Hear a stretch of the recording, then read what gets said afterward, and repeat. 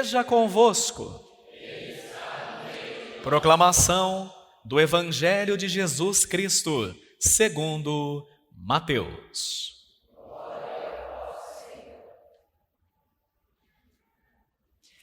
Naquele tempo, disse Jesus a seus discípulos: Vós ouvistes o que foi dito, olho por olho e dente por dente. Eu, porém, vos digo, não enfrenteis quem é malvado. Pelo contrário, se alguém te dá um tapa na face direita, oferece-lhe também a esquerda. Se alguém quiser abrir um processo para tomar a tua túnica, dá-lhe também o manto. Se alguém te forçar a andar 1 quilômetro, caminha 2 com ele. Dá a quem te pedir, e não vires as costas a quem te pede emprestado. Vós ouvistes o que foi dito: amarás o teu próximo e odiarás o teu inimigo. Eu, porém, vos digo: amai os vossos inimigos e rezai por aqueles que vos perseguem. Assim vos tornareis filhos do vosso Pai que está nos céus, porque Ele faz nascer o sol sobre maus e bons, e faz cair a chuva sobre justos e injustos. Porque se amais somente aqueles que vos amam, que recompensa tereis? Os cobradores de impostos não fazem a mesma coisa? E se saudais somente os vossos irmãos, o que fazeis de extraordinário? Os pagãos não fazem a mesma coisa? Portanto, sede perfeitos, como o vosso Pai Celeste é perfeito. Palavra da salvação. Deleantur nostra delicta. Amém. Queridos filhos e filhas da igreja, essa homilia eu apelidei carinhosamente de 5 passos rumo à santidade. É o tema da nossa homilia de hoje. 5 passos rumo à santidade. Lembrando que santidade para Jesus é sinônimo de felicidade. Você não vai ser feliz se você não for santo, se você não for santa. É bom enfiar isso na cabeça e no coração desde já, né? E nosso Senhor Jesus Cristo começa o Evangelho citando a famosa lei de Talião. Eu confesso a vocês que quando eu era criança, meu pai falava da lei de Talião. Acho que vocês ouviram falar também quando eram criancinhas. E eu pensava que o Talião fosse um senhor. Na minha imaginação de criança, do mundo de Bob, né? Achava que ele era um senhor velhinho, assim, barbudo, né? De barba branca. E o Talião falava assim, olho por olho, dente por dente, né? E depois eu entrei no seminário. Naturalmente fomos estudar cerca de 10 anos, né? E para minha decepção, o Talião não era um velhinho, né? Na verdade, a palavra Talião no português de Portugal e no português do Brasil é uma tradução de uma expressão em latim, de uma expressão latina chamada talis, com i, não o Tales com th, né? Não é o nome, talis. Talis significa, do latim para o português, tal ou igual. Então, a lei do Talião seria mais ou menos, para a gente entender, a lei do tal e qual. Vou explicar. Antes da lei de Talião, para quem não sabe, a lei de Talião aparece pela primeira vez na história registrada no famoso e clássico Código de Hammurabi, no ano 1750 a.C. Olha que interessante, olha, muito tempo, hein? 1750 a.C. já tinha no Código de Hammurabi, para quem é estudante de direito aí, né? Se tiver alguém estudante de direito, já tinha a lei Talis. a lei Talionis, a lei do talião. E por que é que surgiu a lei do talião? Muita gente não sabe por quê.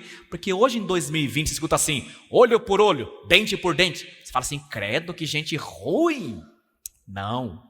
A lei do talião já foi uma grande evolução, um grande avanço para a humanidade.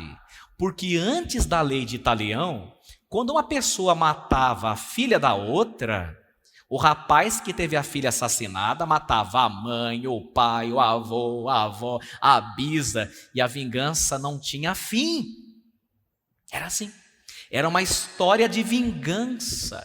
Era uma espiral de violência que nunca jamais tinha fim, que nunca jamais terminava. Os romances da humanidade, por exemplo, Romeu e Julieta, né? Retratam os Capuleto lá, retratam esse ódio entre famílias que ultrapassa gerações. Os judeus, por exemplo, criancinha, já eram ensinados a odiar os samaritanos. Então a lei de Talião, ela foi um avanço para a humanidade, por quê? Porque a lei de Talião falou assim, vamos parar com esse negócio. Se a pessoa te tirou um dente, vai lá e tira o dente dela e 0-0, está tudo certo. Ela arrancou seu pé, vai lá, arranca o pé dela e para aí. Não continua com essa onda de violência, não. Entenderam? Então a lei de Talião, para a época, era uma tentativa de pôr fim a uma espiral de vingança e de violência que não tem fim, desmedida. Então, tem lugar hoje no Egito e no Cairo que ainda é assim, por exemplo. Lá no Cairo, se um ladrão roubar a bolsa de uma mulher, corta a mão dele. É assim lá, né? Em pleno 2020. Já pensou se fosse no Brasil? Ia ser uma loucura, né? Tem gente aí sem mão, sem pé, né? Pois é. Agora, nosso Senhor Jesus Cristo, ele disse que ele não veio para abolir a lei, mas ele veio levar a lei à sua plenitude. Olha como Jesus é inteligente. Ele é a mesma sabedoria encarnada do Pai. Jesus fala assim, tirou seu dente? Não tira o dente dele, não. Reza por ele, deixa que ele se acerte com Deus, deixa Deus ser a tua justiça, não queira fazer justiça com as próprias mãos. E Jesus descobriu para nós a pólvora e a roda. Por quê? Jesus percebeu que quando se inicia uma espiral de violência, ela nunca tem fim. Jesus ensinou para nós, só tem um jeito de botar um fim na espiral de violência. Qual é? Com o perdão. Enquanto você não perdoa, você não se liberta. Enquanto você não perdoa, você não é livre de verdade. Você é um escravo, uma escrava, que entrou numa espiral de violência e de vingança e não consegue sair dela. Com o perdão da citação, o nosso querido X-Pirito, o Chaves, e o seu Madruga já nos ensinavam. A vingança nunca é plena, mata a alma e a envenena, né? Um jeito bem humorado e bonitinho de falar uma coisa que é pura realidade. E agora nosso Senhor nos dá alguns conselhos muito interessantes para a gente tentar praticar para melhorar de vida e ganhar o paraíso, que eu falei que são 5 conselhos. O primeiro está no versículo 40. Veja aí. Vê se você consegue achar. Eu vou começar e você vai. Daquele nosso jeitinho. Né? Já estão acostumados. Se alguém quiser abrir um processo, vai você. Para tomar a tua túnica. Eu também não entendi isso aí. Né? Agora entendo um pouco mais. Naquela época dos apóstolos e também do Antigo Testamento, gente, era comum que uma pessoa tivesse várias túnicas.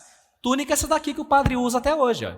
Até hoje o padre, o seminarista, usam túnicas. E lá no Oriente os homens também andam, né? Os árabes andam de túnicas. Lá os homens não usam calças, usam túnicas. Lá um padre, por exemplo, passa despercebido de batina. Todo homem se veste igual. E na época de Jesus, todos os homens usavam túnicas, né? Que algumas pessoas maldosas pensam que é vestido, né? O pai está de vestido, não está de vestido não, está de túnica. Bate na sua boca aí para falar bobagem, né? Pois bem, então, era comum que os homens tivessem várias túnicas, mas no máximo 2 mantos. Olha que interessante. As pessoas podiam ter várias túnicas, mas manto, no máximo 2. Por quê? Devido ao seu preço e o seu significado. Até hoje a turma que torce para o Corinthians, para o Santos, para o São Paulo, para o Grêmio, para o Palmeiras, a turma que fala assim: o que você está fazendo com essa camisa, com essa camiseta? O que eles falam? Isso para mim não é uma camisa, isso para mim é um manto, né? Até hoje o símbolo permaneceu. São Paulo escreve até uma carta que está na Bíblia em 2 Timóteo 4,13, está lá, pedindo um manto que ele tinha esquecido em Troade, na casa do Carpo. Se o manto não fosse importante, você acha que São Paulo escreveu uma carta? Traz o meu manto aí, que eu esqueci aí, né? Então, em 2 Reis 2,13, o profeta Elias sobe numa carruagem de fogo para o céu e deixa o manto para o seu pupilo, para Eliseu. E o Eliseu pega o manto de Elias, bate no rio, e o rio se abre em 2 partes. Olha como é importante o manto, né? Em Êxodo 22:26, ensina para o povo judeu que o manto poderia ser tomado como penhor de empréstimo, mas deveria ser devolvido antes do pôr do sol, devido à sua importância e à sua necessidade. O que Jesus está querendo dizer? Me dá túnica, me dá sua túnica. Jesus fala: não dá só a túnica não, dá o manto também. O que Jesus quer dizer com isso? Muitas coisas, mas a principal, que nada nesta terra nos pertence, que tudo está emprestado para nós por um tempo determinado, que mais cedo ou mais tarde as coisas que Deus te deu e as pessoas que Ele te deu, nós vamos devolvê-las.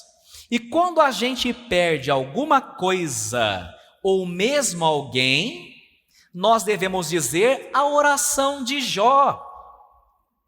Qual é a oração de Jó? Capítulo 1, versículo 21. Quando Jó perdeu tudo, ele não xingou Deus, ele falou: nu saí do ventre da minha mãe, nu voltarei. O Senhor deu, o Senhor tirou, bendito seja o nome do Senhor. Olha que coisa mais linda. Então, quando a gente perder coisas ou pessoas, a gente tem que aprender com Jó. O Senhor deu, o Senhor tirou, bendito seja o nome do Senhor. Olha que oração mais linda, gente. Eu sei que não é fácil, já tive muita dificuldade em fazer essa oração, viu? Olha, agora acho que eu estou melhorando um pouquinho. Vamos dizer com o padre: diante de tudo aquilo que você já perdeu na sua vida, né? Basta estar vivo para perder as coisas, não é verdade? Fala comigo: o Senhor deu, o Senhor tirou, bendito seja o nome do Senhor. Nós não vamos ficar bravos com Deus, vamos falar: bendito seja o nome do Senhor, né?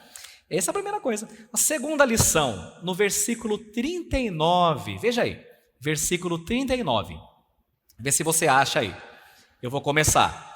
Se alguém te dá um tapa na face direita, não acharam? Veja aí, está no versículo 39. Vou começar. Se alguém te dá um tapa na face direita,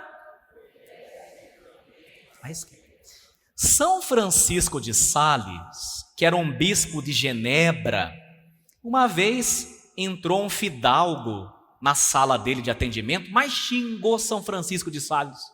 Falou coisa do arco da véia, que não dá nem para dizer o que foi que ele xingou o bispo. E tinha um padre na sala, isso aconteceu, ficou horrorizado, escandalizado, ficou corado de vergonha. Às vezes você não fica com vergonha pela pessoa, chama vergonha alheia, corado de vergonha. Quando o fidalgo xingou o bispo de tudo quanto é nome feio e saiu ali pela porta, o padre falou assim: senhor bispo, o senhor aguentou tudo isso calado, por que o senhor não deu umas boas respostas para ele? E São Francisco de Sales respondeu assim para o padre, com muito carinho: meu padre, eu fiz um pacto com a minha língua. Por que pacto? O pacto é: ela se calará enquanto meu coração estiver tomado pela cólera. Olha que interessante. Eu fiz um pacto com a minha língua. Ela vai ficar quietinha, caladinha, enquanto meu coração estiver tomado pela ira, pela cólera. Vamos fazer esse pacto? Ó, que tiver com raiva assim, vontade de soltar os pitbull, língua caladinha, porque o coração não acalmou ainda. Quando o coração acalmar, a língua solta. É um pacto interessante, dá para você fazer também. E depois o 3, no versículo 42, a terceira lição, no versículo 42. Vê se você acha aí. Não sou eu que estou inventando, hein? São conselhos de Jesus. Dá a quem te pedir. E agora você. E não vires as costas a quem te pede. Olha, gente, botar a mão no bolso é difícil. Monsenhor Jonas Abib dizia que a conversão começa no bolso. Mas no bolso de todo homem mora um escorpião. Por isso que ele não põe a mão lá. Então, emprestar dinheiro a quem precisa. Mas não é só emprestar para quem precisa, sem cobrar juros, senão você é um banco. Itaú, Santander, Banco do Brasil, o que adianta? Você empresta uma pessoa, eu quero 40% de juro. Ai, padre, mas acontece? Não. Para ser cristão, é assim. Emprestar o dinheiro sem usura. Emprestar o dinheiro não há juros. Desculpe a sinceridade, senão a gente é um agiota, né? Que diferença tem? Você é um agiota. Tá bom? É difícil? Mas é para ganhar o reino dos céus também, né? Isso ajuda também na nossa prática do nosso desprendimento. Aí você fala: ô padre, e se eu emprestar e a pessoa não pagar? Primeiro que você conseguiu um crédito com Deus, porque a sua avó já te falava: meu filhinho, quem dá aos pobres, empresta a Deus. Então não precisa responder, mas responda no seu coração. Você empresta dinheiro para as pessoas? Não precisa responder. Já emprestou seu cartão para uma pessoa? Quanto tempo você não empresta algo para alguém? Se você não empresta, você corre o risco de ser avarento, mão de vaca. Você precisa se converter. Tá? 4, versículo 47. Vamos ver. Avarento, hein? Versículo 47, 4. Eu vou dizer: e se saudais somente os vossos irmãos, vocês, de extraordinário, que mais? Os pagãos não fazem a mesma coisa? Eu estava numa quitanda em Araçoiabinha. Faltou lá uns mantimentos lá na chacrinha que a gente estava um tempo atrás. E a turma inventou de fazer pudim. Nós fomos comprar, não lembro o que era. Se era doce de leite, não sei. Queijo, sei lá eu. Fomos lá. E cheguei naquela quitandinha, né? Daquelas de chácara. Quando cheguei lá, chegou um irmão visivelmente protestante. Eu estava assim, a paisana, né? Não estava vestido de padre, porque a gente estava na beira da piscina. Não vou entrar na piscina de batina, né? Então, aí cheguei lá. E esse senhor chegou e falou para o atendente no balcão: paz de Deus, irmão. E o balconista respondeu: paz de Deus. Aí eu olhei esperando que ele me desse a paz. Olhou para mim e fez assim: bom dia. Falei: mas eu não mereço a paz? Você dá a paz só para quem é do seu grupinho? Você diz shalom, a paz de Jesus, a paz de Deus, só para quem acredita no mesmo que você acredita ou para todos? Eu estou nem aí. seja no pedágio, na quitanda, protestante. Encontrei um pastor no velório. Quando foi? Quinta-feira, lá no Jardim Simos. Encontrei o pastor com a Bíblia bonita lá toda. Falei, a paz de Jesus. Ele assustou que estava de batina, ele, a paz. Acho que ficou assustado. Será que a paz é só para quem é do nosso grupo? Ela está delimitada, né? O sinal da paz não atinge, não tem uma área de cobertura mais abrangente, né? É perigoso isso daí. Essa turminha de seita aí, né, que se fecha em grupo, estão todos errados. Tem essa página na Bíblia deles que parece que eles jogaram fora. Se saudais somente quem é da sua igreja, da sua paroquinha lá, o que você faz de extraordinário, campeão? E a última lição está no versículo 41. 41. E a quinta, vamos lá. Se alguém te forçar a andar 1 quilômetro, agora você caminha 2 com ele. E isso daí eu também não entendia que Jesus quis dizer, né? Então eu fui pesquisar. Vamos estudar. Naquele tempo, era comum as pessoas se depararem no caminho com soldados romanos. E o soldado romano é como se fosse assim, um exército brasileiro, para a gente entender. Ele podia obrigar você a fazer alguma coisa. Falar, seguinte, você vai carregar isso aqui comigo, né? E às vezes as pessoas de muito mau coração. Só para você entender, mais ou menos quando a justiça pede para você ser mesário na eleição, essas coisas, entendeu? Coisa de ajudar, né? Você é convocado. O soldado romano convocava. Por isso que o Cirineu ajudou Jesus a carregar a cruz, obrigado. Ajuda ele aqui que ele não está aguentando. Cirineu ajudou. Mas Cirineu começou obrigado, depois virou cristão e a família inteira dele. Né? Graças a Deus. Então, esse costume era natural, era normal. Jesus pegou uma coisa do dia a dia que acontecia e falou assim, se te mandar andar 1, anda 1 só não, anda 2. Aí Jesus é exigente, hein, gente? Jesus é exigente. Mas o que é que Jesus quer nos dizer com isso, gente? Faça sempre a mais do que te pediram. Seja generoso. Se você é daquelas pessoas que fazem só o que é da sua obrigação, então você é só mais um no meio da multidão. As pessoas bem-sucedidas são aquelas que aprenderam a andar o quilômetro extra em tudo aquilo que elas fazem. Pediram para você 1 quilo de batata? Leva 2. Leva 2. Você está só somando para a vida eterna, meu filho e minha filha. Entende? Faça mais. Anda o quilômetro extra. O professor mandou você ler até a página 16, vai até a 20. Faça mais. Não era o Disney que dizia? Se você quer chegar onde a maioria não chega, você precisa começar a fazer aquilo que a maioria não faz. Se você fizer o que a maioria faz, meu filho, você vai chegar somente onde a maioria chega. Se você quer se destacar, você precisa fazer mais do que a sua obrigação. Parar de ter mentalidade ridícula, mão de vaca, avarento. Fazer tudo com generosidade. Por fim, finalização. O mundo nos diz, vingue-se. Jesus nos diz, ama. Abençoa quem te amaldiçoa. Ai, padre, descobri que o fulano está me amaldiçoando. Descobri que ela está botando meu nome na boca do sapo.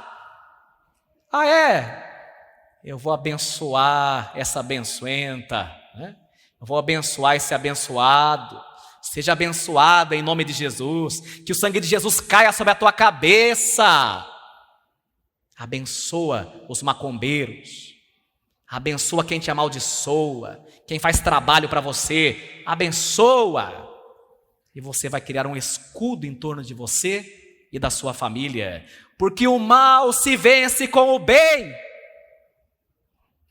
A vida com Jesus não é natural. A vida com Jesus é sobrenatural. Mas é só pelo poder do Espírito Santo que vamos poder praticar o que Cristo nos ensina. Se você quer saber o quão espiritual você é, pergunte-se para você mesmo: qual é a minha atitude para com aqueles que me maltratam? Lembre-se, quem atira lama nos outros, termina sempre sujando as próprias mãos. Amém.